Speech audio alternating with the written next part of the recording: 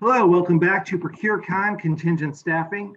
I'm thrilled to introduce our next set of panelists, led by Bill Hatzikristos, along with Don O'Brien Lamb and Jimmy Iannuzzi of NTech Workforce, who will be leading a session on It Takes Two to Tango, working with staffing partners to drive innovation. Welcome all of you, and Bill, take it away. Hey, thanks, Michael. Don, Jimmy, great to have you today to really talk about, contingent staffing. Does it really take two to tango, not only on the buy side, the sell side, but every side that gets involved? I do want to start with that. Does it really take two to tango in anything that we do? I can speak from the procurement side that nothing happens if it's only two people involved. We need to get our key stakeholders involved, and that could involve our suppliers. It could involve leadership from our suppliers. It could involve leadership from our internal stakeholder. But the more folks that we get involved in any engagement, especially an MSP and BMS program, the better that program is going to turn out, and for many reasons. Talk to me a little bit just around the partnership and how you decide who to bring in when you're trying to put a program in place or manage a program. Well, since I represent the buyer side with Southern California Edison, one of the things that is very important to me is that our key stakeholders, our super users, the people that are involved in the program on a very ongoing basis because they're continual users of the program, that they not be left out of things like our quarterly business reviews, that they get some visibility into how we manage the program, and that they also get opportunities to collaborate with the suppliers.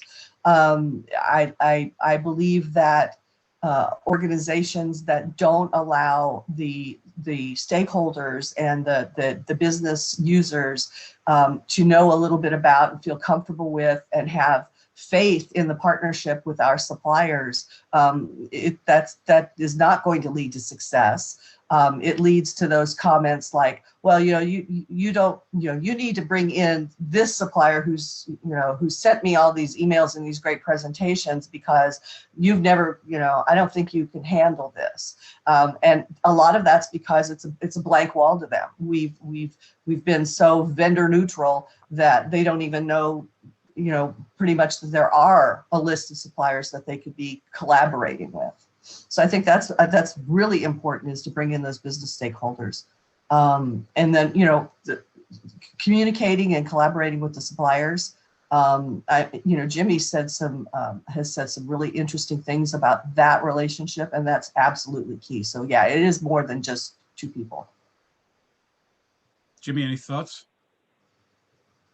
Yeah, absolutely. I mean, it takes all of us to tango in these programs. I think we're starting there. I think, Bill, that was a great point. It takes more than just the two, but it really does center around the concept of partnership. When Dawn and I have spoken before, we've talked about moving beyond the transactional nature of contingent labor. Oh, we need A, B, C filled. Okay, we're going to fill A, B, C.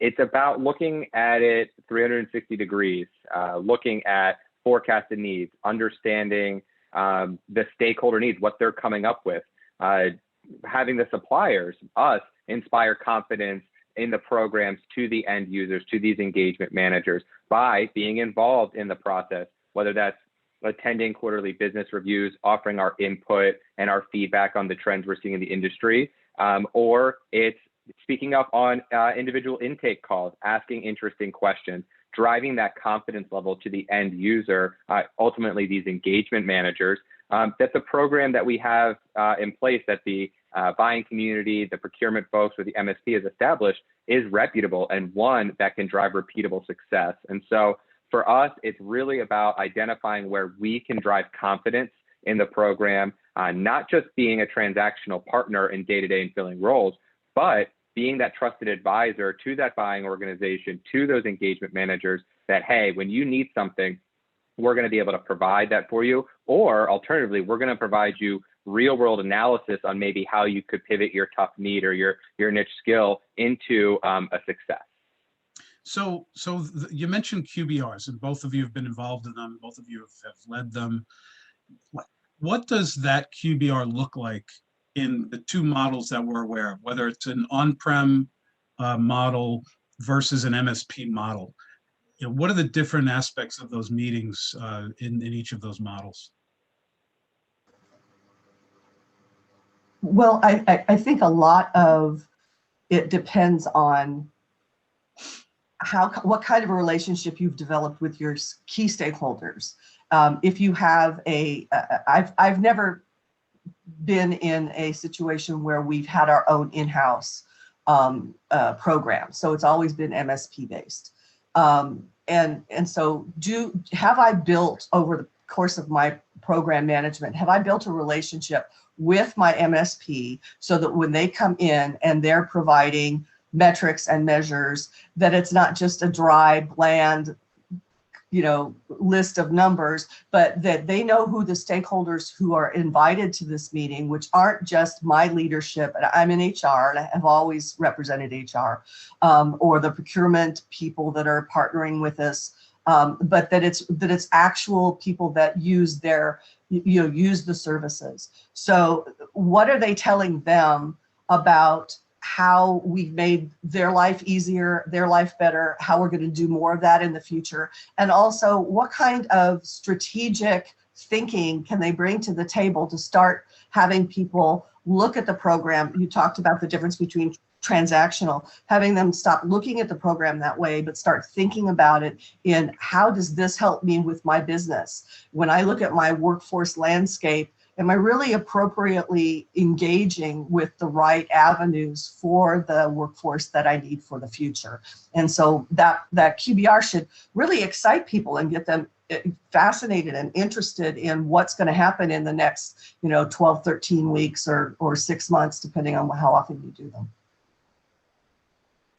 And yeah, I would echo that from Dawn. I think that these QBRs are opportunities for engagement, and that engagement absolutely cuts both ways. And I think one thing that Dawn said that I really love, and the best QBRs we've been a part of as a staffing supplier, involve forums where it's not just the MSP or the internal group who's managing the program, but it's your suppliers, that group of course, but also perhaps some of your power users or new users, engagement managers in the program who want to see what it's all about, where we can all sit together, engage in a conversation about perhaps your future needs.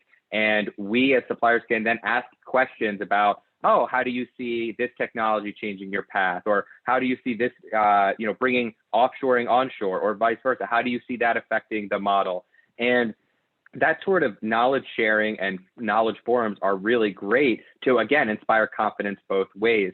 I think from a staffing supplier's perspective, if you see not just your counterparts you work with day in and day out in the MSP team or within the internal management team, but the actual engagement managers, the folks who are using the service in the PMO, that's going to really excite the teams that are behind those account managers fulfilling those open requests. And at the same time, too, it's a great opportunity for folks to share their stories about what they're going to need from the staffing suppliers in the upcoming quarter or year. It's a chance maybe for a new engagement manager to see, hey, this looks really good. I'm going to tap into this next time I have an open requisition. So that's been really great. And then, another way that manifests itself that I really love back when we could do it in person was to have small roundtables of topic discussions of a blend. They're small roundtables, a blend of supplier, buyer, engagement manager, MSP, what have you, and sit around and discuss what's going on in a small setting, whether it's an immigration change that could affect workforce supply, or maybe it's a review of some new scorecard metrics, or it's just an open feedback on how perhaps we could all see this better. When you're able to break down and sit together and get all of the channels which make up a contingent labor program together in a small setting, it really does, promote that concept of partnership, and it promotes engagement among all parties in the program, which will make it successful. Yeah, and I think you're also touching on innovation, and I know that's a big theme for both of you. when you're having those meetings. You know, as professionals, we're always trying to drive innovation, do things better. And Jimmy, as you said it before, you know, what are the problems that we're actually trying to solve when folks are putting together a profile, job profile, and for those who are reading the profile, they are trying to get companies to innovate, and they're asking tougher questions.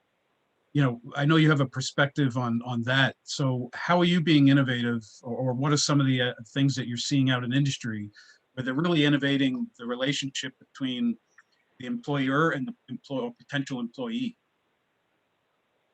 Yeah, absolutely. One thing that we've really taken on, and it was born out of COVID-19, unfortunately, has been to develop more in-house apprenticeship type programs. We embarked on a program last April. Wow, it feels like forever ago, but just last April, around customer care workers, where we developed our own in-house apprenticeship program, training program, what have you, to upskill folks into positions of customer care.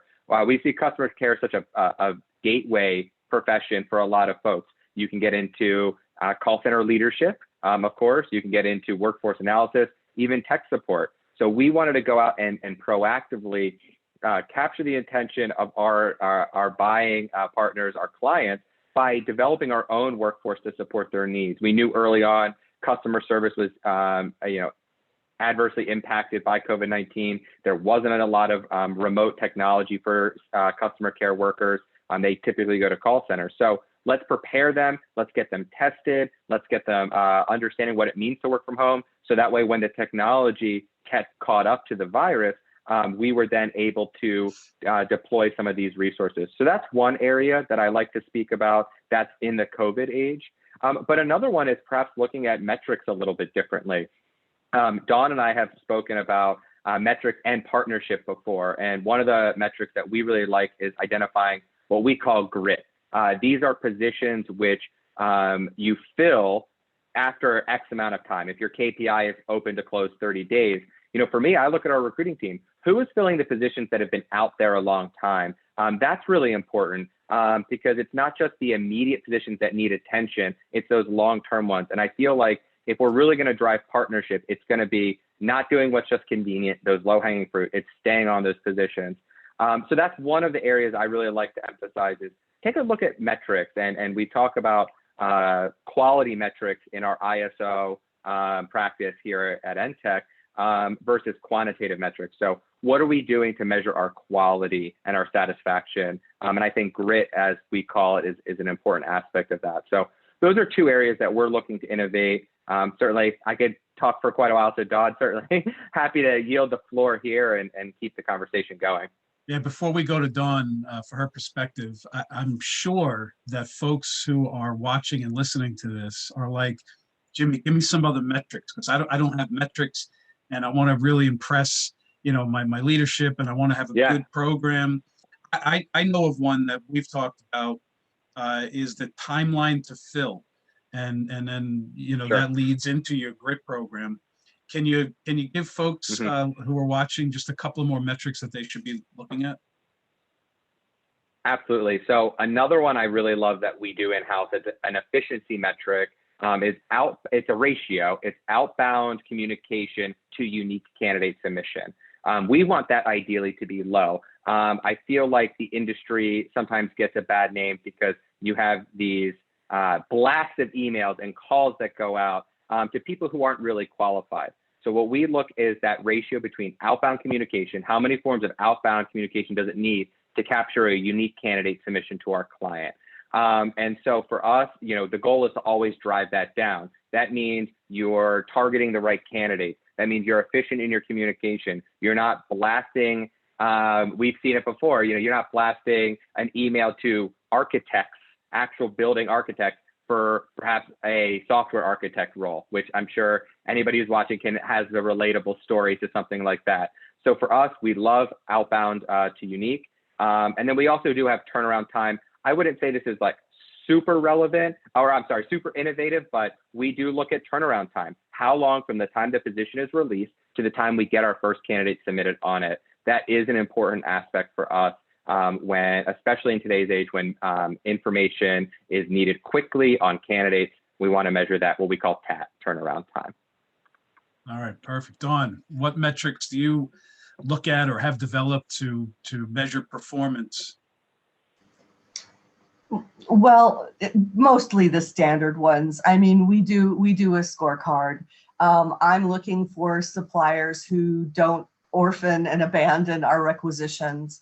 You know, if they've submitted candidates early on and still we're looking for people to, you know, to fit the role, and we've had the calls and we've done the tweaking of the description and we're really working on that, then I want to see those suppliers come back and say, okay, we did the same thing. We fine-tuned, you know, based on your expectations, and here's someone we think is really going to work. So I don't want to see my suppliers abandoning candidates. So I look at the entire course of you know, of the requisition. So it's not just static numbers. Another thing, of course, is the quality. You know, we really try to get our managers to cooperate and participate in feedback and in the post-assignment surveys, et cetera. And we also ask the workers. So we get quality metrics back from workers when we can about how did this assignment go for you? You know, what is your level of satisfaction with Edison? So we try to capture as much of that information as we can.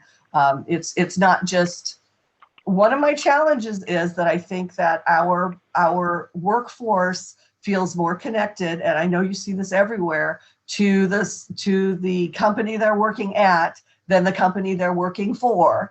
So one of the things I really want to see more of, and which I'm going to measure on, and I'm afraid it's going to be post-COVID, is that relationship building between our suppliers and their workers on site.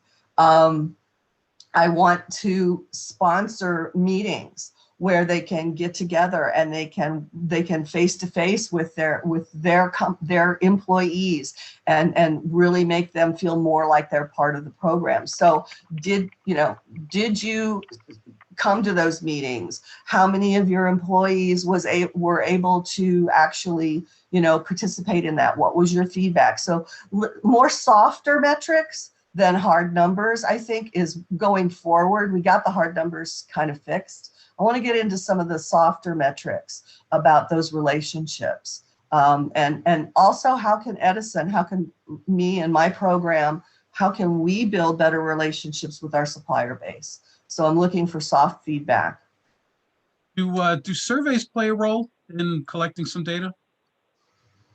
So they can, if we can get people to participate in them.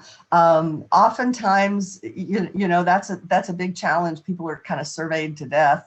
I also think that just, you know, looking at our partnership with our MSP to potentially just start doing some calls and having some conversations, sort of Gallup polling it, and then saying, okay, you know, you called this actual segment of our worker population that's representative, you know, and what was their feedback. So we've got to play with this. There's a lot of ideas right now that we're going to push forward in 2021 and hopefully bring to fruition when we're all back in the office. And again, I'm not sure that surveys are always the answer, but picking up the phone is, you know, it's pretty easy to do. Right. And then, you know, on that subject of surveys, and essentially what we're talking about is assignment management between the staffing supplier and their contingent worker, their employee. We're a huge believer in that survey model. We love to capture your first day feedback, your first week, you know, month, and then we get into recurring surveys from there, because it is such an important bond at the end of the day, between knowing that they have employer support behind them if they're having trouble at work. Maybe they themselves feel they're struggling with their assignment, and you know, they don't know who to go to. They're trying to impress their engagement manager on site, but they're not really their employer. So we really work hard to drive that home, that we're here to help. And whether that's offering some remediation to perform, like maybe Excel, maybe you need to work on, some aspects of macros. We have those tools and are there to help you because we want you to be successful. But it also really helps capture a bad situation before it can manifest itself and frankly, cost a lot of people time and money. Early assignment terminations are probably the frustration of a top frustration for most everybody in this process. You've invested time and energy into hiring someone into a contingent worker role, and then they leave. There's some sort of negative attrition. And so we work very hard to be on top of it, understand our role as an employer, not just a service provider, and make sure that our employees feel supported. But I said it once earlier about it cutting both ways. It is very important too that we get some survey feedback if it's within the program from our client partners. And oftentimes we only get the bad news.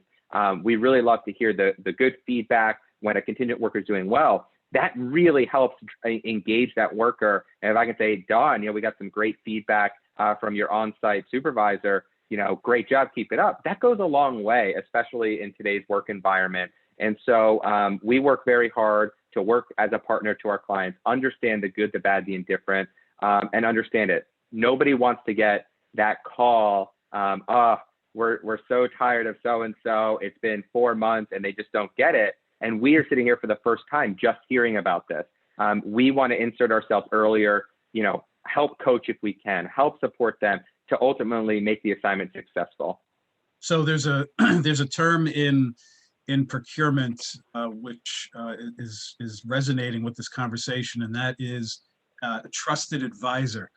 In the procurement space, the ultimate pinnacle of where we want to be is for a business unit leader or any stakeholder to say, I'm not going to do anything unless I engage procurement first. What does the word trusted advisor, the term trusted advisor, mean for each of your businesses?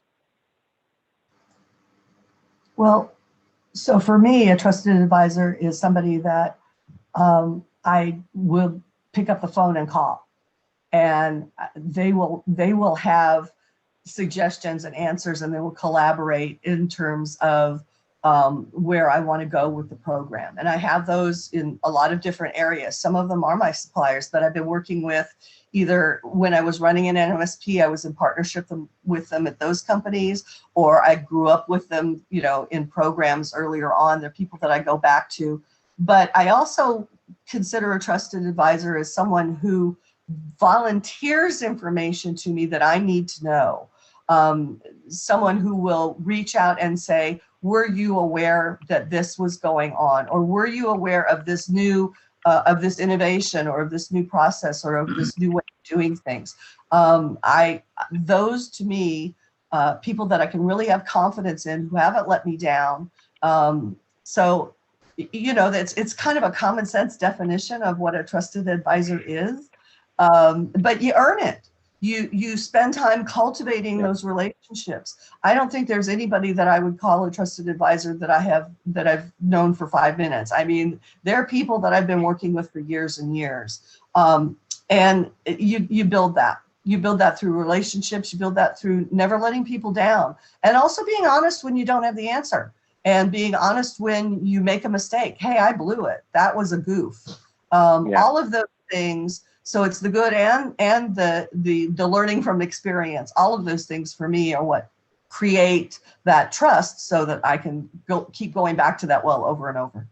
Yeah, and to your point, it's a process. One thing that we do at SourceNow.pro is we teach folks how to become a trusted advisor through the relationship life cycle. And there actually is a life cycle, and there's things that you can do to get there. And Dawn, you're spot on with a lot of the things that you have done. And most importantly is you didn't forget that after an engagement is over, you still have that relationship, and don't forget about it. Jimmy, what's your view on, what's your definition on that trusted advisor? Absolutely, and I'll have some overlap with Dawn here, but for us, trusted advisor is very important. It's actually the purpose at the end of the day of our client relations team who interfaces with our clients. But it really comes down to three core things. One, knowledgeable. You can't be a trusted advisor if you don't immerse yourself in the details understand the nuance of the subject matter you're speaking about. That's very important. And it doesn't have to always be exact from the book, but understanding the environment you're in, doing your homework, and coming to the table with information that is reputable, that you can have good discussion forward on. So, and you can't fake that. You really do need to be passionate about the work you do. It's something we look for in every one of our employees. You know, we don't want just people who fell into this arena. We want people who choose to be here and are passionate about it. And that goes a long way towards being knowledgeable. Next is just really genuine. This is a big a word for us at NTech. We want people to be genuine. We don't want that sort of pulling wool over your eyes and telling you something different. We want to be a real partner for you, tell you the good news when it's good, tell you the bad news when it's bad, you know, not beat around the bush or hide behind an excuse. I think people respect that. And it's something that I look for in our teams all the time. What you're doing, be genuine about what you're doing, and don't try and put a facade up that's just not real. It's 2021 at this point. You can easily look past that or find ways around certain lies or blitz or what have you. So I really believe in that in terms of developing long-term partnerships. But then Dawn also hit on this, is my third one, is proactive. It's really important to not, this week goes back to being transactional. We're not looking to be transactional. The way you become a partner is be proactive. You know, help your partners out. If you see something coming, say something. I always joke, it's like TSA, see something, say something. Go forward, bring it up. You know, when I talk to my peers in the staffing industry, sometimes they're like, well, I don't know if they really want to hear from us. We're just a staffing supplier. No, I think they do. And you know, organizations can benefit from having that open dialogue. And if you see the train coming off the rails before it happens, say it and be proactive and be helpful. And that's how you earn that over time, that trusted advisor status. Yeah, and here's one more for you, Jimmy. Be empathetic, especially this year. You know, people have their own goals, their own challenges. Take a minute to see how people are doing. It goes a long way. You know, I want to throw one I think. Go ahead, We Dawn. got I'm sorry. I want to throw one more really quick thing out there. There are people that are on my trusted advisor circle that I can't use. That unfortunately there's not a spot for them in the program, or they're an MSP and we have one and we're not out to bid, you know, that kind of thing going on. And it's like, they haven't given up on that relationship and they're not pressuring me for business. They're maintaining, it's a friendship, it's a relationship. It's, you know, maybe we only see each other once a year, but they haven't given up on me and I will never give up on them. And if the opportunity were to arise, then they're going to get their shot. But it's like, if you're just coming to me once with a sales pitch, you're not going to become my trusted advisor. Let's build that relationship and let's keep it going. All right, one more thing for you guys, and then we'll wrap this up. Looking into this year, it's still early in the year. What do you hope are your biggest accomplishments, or what are you really going to focus on to accelerate this performance for this year? I'm happy to start. I think one of the big areas that I'm looking for is a codification of some of the inclusion practices we've seen over the last year born out of COVID. I think that we've all spent a lot of time talking about diversity and inclusion this past year. There's been a lot of workshops around it, and we're seeing some real progress. And I think with the hiring practices, you know, becoming a little bit more remote, it's very helpful towards that inclusion-based hiring. It's less about personal appearance. It's more about what you know and how you can articulate it. And I think this remote learning has really enabled an environment to hire more diverse and inclusion practices, but also not just the hiring practice, but how we treat others. You mentioned empathy. Little things, you know, we talk about our attire at work has changed a little bit. It's a little less important. We talk about when kids or pets are running through the background. That used to be a faux pas, and then now it's not so much. When we talk about accommodating schedules with children e-learning or parents taking care of their children, that's okay. And these used to be faux pas that are now becoming acceptable. And I really hope we see, as we hopefully get past the COVID-19 pandemic, that these inclusion practices, these inclusion hiring techniques are here to stay and are codified for our future. Well, listen, on behalf of ProcureCon and SourceNow.pro, Jimmy, thank you so much. Dawn, for your insight, very informative. Michael, I'm going to turn it back over to you. All right. Well, thank you so much, Bill, Dawn, and Jimmy, for the great discussion. I'm sure our audience finds this very valuable, and we'll move forward to our next program. Thank you. Be well. All right. Take care. Thank you.